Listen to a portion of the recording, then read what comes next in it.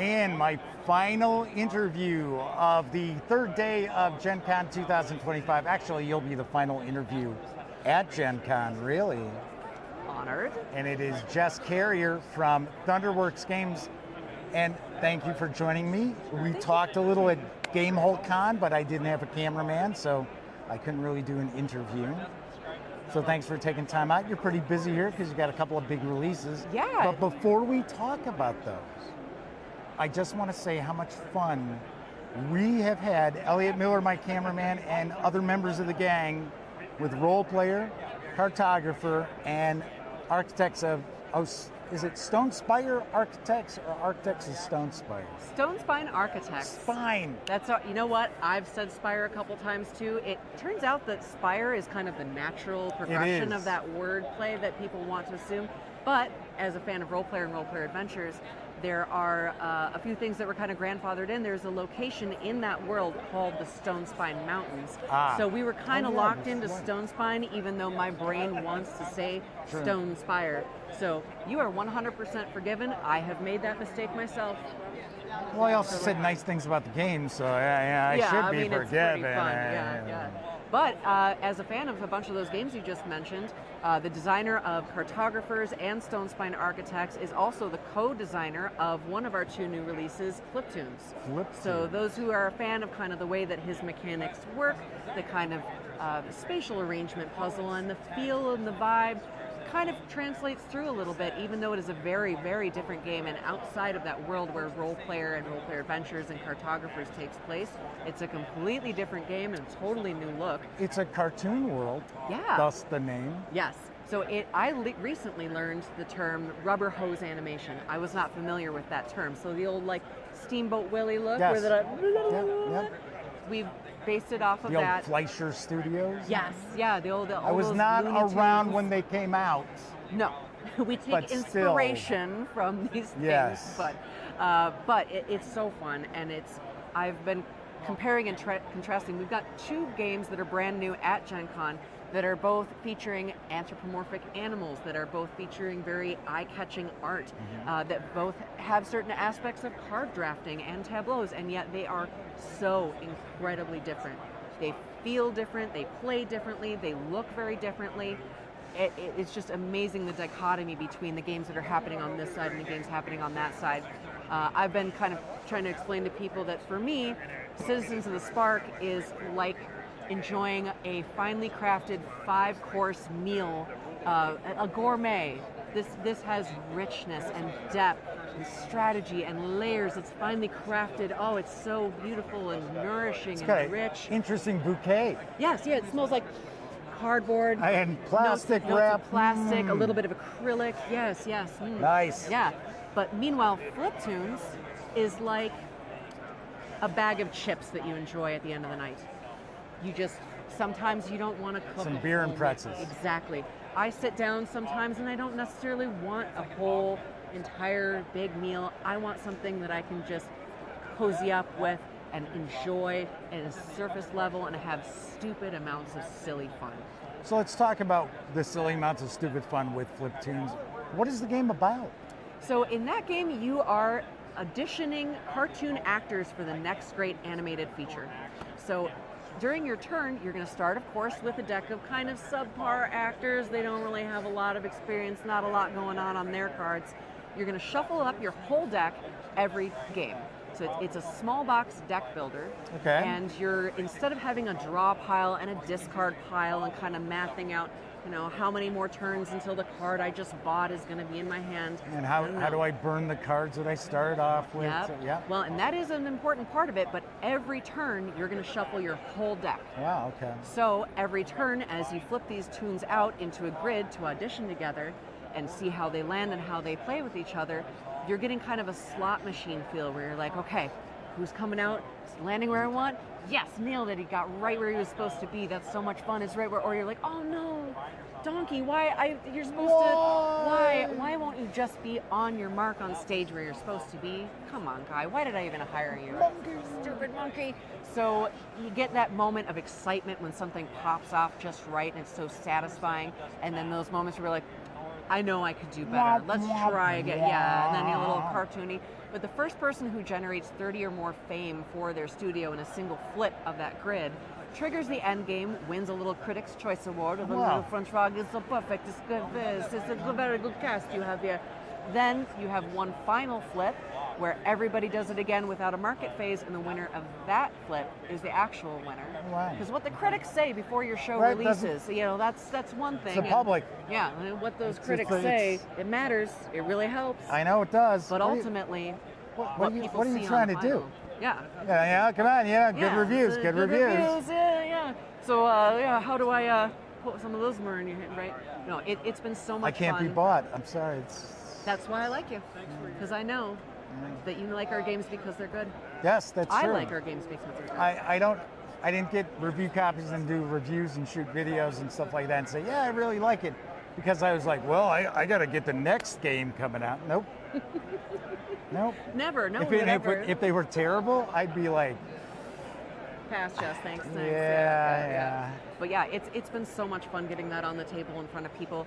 We've had the amazing experience, this convention of, the running of the nerds happens on Thursday morning and everyone floods through. Oh, yeah. People were rushing to our booth to pick up Citizens or Fliptoons, discovering the other game, taking that to the table Thursday evening, playing it with their friends and family, and then I was hearing friends and family of those people coming in the next day saying, I tried Fliptoons last night.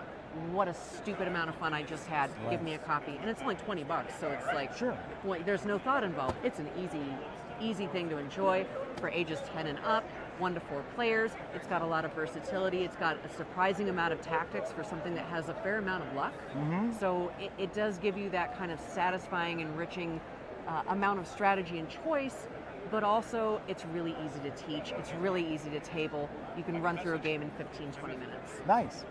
So let's talk about a little heavier fare, more of a full meal, and that is Citizens of the Spark. And I did share news of that, so I do have a little bit of an idea of it. It is uplifted animals. It is a science fiction setting. Aren't they trying to rebuild pretty much after a cataclysm of some sort? They're actually kind of building up in preparation of a cataclysm. Oh, okay. So no, I mean, almost like Foundation. Yeah, exactly. So they're trying. Your job as the leader of your city is not to necessarily destroy other cities. You're trying to build yourself up and make your city strong and ready to survive this cataclysm that may be coming, that there's been a kind of prophecy. So you want to get the strongest, best, brightest citizens into your city so that you can all grow together and survive whatever's coming. So on your turn, you are recruiting groups of citizens from an assembly in the center, adding them to your city, growing their strength by how many of that citizen you have. So if I have a lot of ranchers in my city, then those ranchers perform an action at a higher strength. But by using their ability, I also lose that card. So as you use your strength, you lose your strength. But you also get points at the end of the game for cards, for how many cards you have in your city. So there's an incentive to keep cards, there's an incentive to spend cards. But the real magic of Citizens to me is that there are 30 unique animal citizens in this game that come in the core box. And once again, you only play with 7 to 10 of those citizens at a time. I remember that, yes. So for fans of games like Dominion or Smash Up, that variability, it creates so much replay value. I'm not going to tell you it's the only game you'll ever need again, but I mean, maybe it's the only game you ever need again. Well, it also changes up the gameplay a little bit because of the abilities that these animals would have. Yeah. In fact, quite a bit. We've got a little... Sorry to step off your camera there a little bit. We actually curated a number of sets that kind of can help you make a choice about how you want to play and tell you of a few of the ways that we suggest experiencing this game. So for your first game, here's a set of creatures that's going to introduce you to most of the mechanics, or maybe you want a really quick game. You don't have all that much time this evening, you do a quick game. You don't like take that mechanics, try something with lower interaction. You want to get really vicious, let's do this tactical stuff. Let's get into it. Yeah. So there's ways that you can curate your deck either by making choices, using our suggested options, or you can simply use the randomizer deck, shuffle them up, pull out the number of cards for your game, and try something really wild. And for me, that's the magic when you kind of discover, you're thinking out how does this set of creatures interact? What's that secret strategy of this game that's really going to pop off and give me a lot of points? But meanwhile, because everyone's kind of playing at the same time, when I activate a citizen in my city, if you have a matching citizen in your I city, get to take the action, you don't can I? follow with your citizen, but at your citizen's strength. So maybe I activate my rancher and I do the thing and I get my 12 points. You might be thinking, well, Jess, that was super cute, you with your 12 points. I'm going to use my rancher to follow and I'm going to get 24 points. Yeah, you should have been paying attention, huh? Yeah, nice goal. Yeah, so it definitely pays to be paying attention to other people's cities, other people's strategies, what they're recruiting, what they're using. When is the right time to grow your strength? When is the right time to use your strength? When is the right time to tip your hand to a combo that maybe no one else has so far seen? Sure. You know, if I use it too early, are you going to start using that same strategy? If I wait until too late in the game, Might be too late to actually bust it out. Exactly. So that layer of all these different kinds of ways that the citizens interact has really just been so enjoyable for me to, as someone who clearly plays a lot of our games, I get a new experience from even our own games every time I play that, and that just feels so amazing. Which It's is so important, satisfying. Yeah. because, you know, Yeah. everybody can't play every single game that's out there. Yeah. And if you enjoy a game and it's different every time you play, that replayability really adds value to it. It really does. And there's also a really good solo mode that has its own rule book because it's got a whole extra layer of strategies and new cards that pair with those in strategy solo mode. So there's just so many ways to enjoy that game. I think we figured out something like 9 million possible combinations of gosh. citizens. So, you know, maybe I'll get through those someday. Probably Some not. century. Yeah. If you play them all, you let me know. Tain't happening, Dewey. Tain't happening. No, but yeah, it's been an absolute delight. The art is completely arresting. I did notice the artwork was very nice it's on beautiful. And interestingly enough, that artist is the same artist that did the cartoon art of Fliptoons. You would never think that. They look so distinct. Right. I want someday to be as good at anything as they that are. guy. What a talent to have, right? But you'd know all about that. About other people having talent? About yeah. you having talent. Yeah, I Well, don't know about I'm I so don't know fortunate. about that. Still pushing for the good reviews, you can obviously see. Well, I'm going to keep buttering you up. There you but go. you know what? These games stand on their own. That's I don't right. even have to. I feel confident that honest people like you who know good games and you play them are going to play these games, Still going enjoy at them. it. So anything on the horizon that you might want to share, Jess, with the audience? Maybe keep their eyes open for? Yeah, for sure. So we've got a pretty exciting Kickstarter coming up this fall for fans of Euro games. We have the expansions for 10 Penny Parks, which is a mid-weight Euro with some worker placement, also a little bit of polyomino tiles. So we're going to have not one, not two, but 3 expansions in 2 boxes coming out for that Wow. with the inimitable art of Vincent Detrate. Nobody has a more distinctive style than Vincent Detrate. Lots of new content in that. So that's going to be coming this fall. And then next year, I don't know if I can tell you all about it just yet on camera, but we have some pretty big things coming for some stuff in the role player and cartographers universe.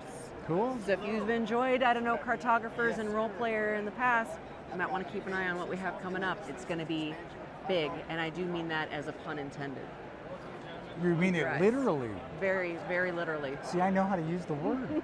Well, somebody's good at something around here, and apparently it's not Yeah, me. yeah, that's the talent I have. I can use the word literally correctly. Yeah. Any final thoughts you want to share with the audience, Jess? We have been having so much fun at Gen Con. It's been such an honor. All the people coming up to check out our games, telling us that they love them. We've even got Renato, one of the 2 designers of Fliptoons, came all the way up from Brazil to show off the games. Philip Duberry, the also fantastic designer of Citizens and Spark, has been running some of his games. It has been so wonderful to see people enjoying them, getting their boxes signed, coming back to tell us how much fun they've had at the show.